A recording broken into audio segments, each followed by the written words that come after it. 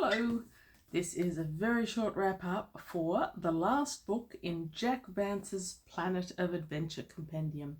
I'm putting on one of the pretty old covers because I don't have them. I've just got the compendium, which is pretty enough in its own right and which I have now finished. It's a short wrap up because I want to do a proper review of the whole Planet of Adventure, all 4 books. But the last one is called the, goodness knows, the Pnume. The Pnume. Is the P a silent P? Can you have a P-N-U-M-E and pronounce the P, or does it have to be Pnume? Pnume, Pnume, whatever it is. Anyhow, as I've said before and will say again, Planet of Adventure's got one of those really classic Earthman on a foreign planet, Barsoom type feels to it. And it's consistent throughout, but in the final one, the Pnume, I'll go with the Pnume. The Pnume on the planet Chai are meant to be the one indigenous intelligent species, and they haven't been seen throughout the book. You've seen one far off, and you hear they don't come to the surface. They're completely subterranean dwellers. In this book, we get to meet them, and I was going to wait to finish this last book. I was going to have a break between the Deity and the Pnume, but I ended up not doing it. The end of the Deity is actually the start of the Pnume, and you kind of have to read it continuously. I don't think you can break between them very easily. And I ended up being glad that I hadn't. The Pnume is a really, really fun read. I enjoyed the hell out of it. It's like all of Jack Vance's amazing powers of description and scene setting come to the fore in it. Really, really enjoyable. And really different. So if all the others felt like Barsoom, then the Pnume feels a little bit like Pellucida or Journey to the Center of the Earth.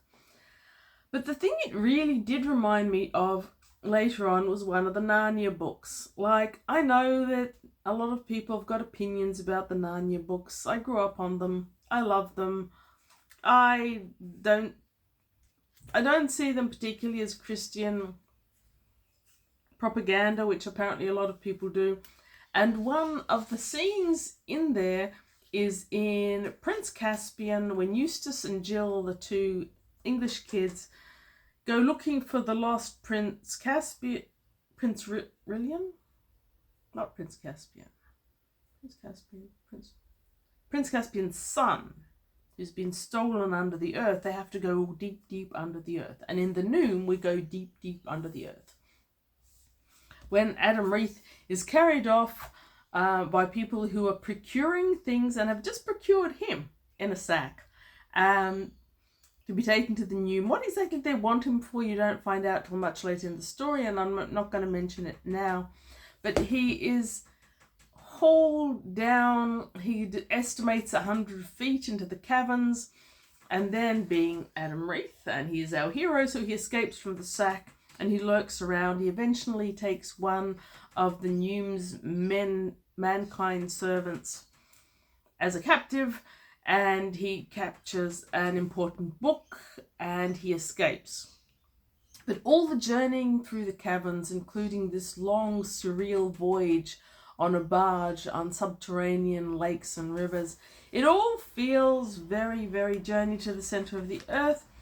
And also very, very Narnia to me. And I thoroughly enjoyed it. I really loved that part of the story. The caverns of the Pnume take up a large portion of it, but eventually Adam Reith makes it back to the surface. He tries to track down his 2 companions from previous books and find out what happened to his spaceship. And he does. But another thing about the Pnume that's really good is up to now, all 3 books, he's had the same companion. He's had Traz, the nomad. And much as I enjoyed Traz, and I really thought he was a great character, it was nice having a new character. And Anasho was kind of like the guide who's guided him around the planet and knew everything. And it was nice having him without Anasho. Now, Adam Reith has to rely on his own knowledge of the planet, his own smarts to earn money, sequins, and evade capture. And he's also got this girl tagging along with him who's been brought up in the caverns and knows nothing about the surface.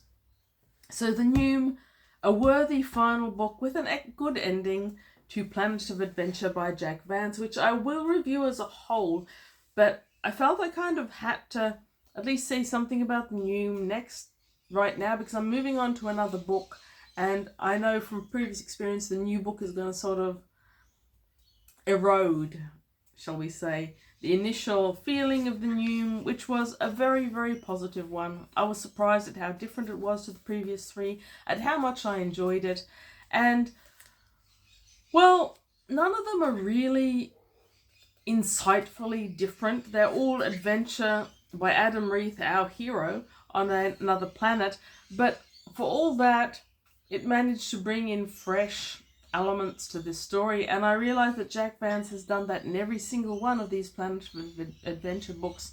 They each have, as well as concentrating on a different intelligent species on the planet of Chai, each one of them brings in its own very specific information, details, adventure, things that you didn't experience in the previous ones. So I've now finished all of this book. It was a long book. I enjoyed every bit of it pretty much, and I am confirmed in the fact that Jack Vance is a great author. Thank you for watching this teensy tiny review of The Pnume by Jack Vance.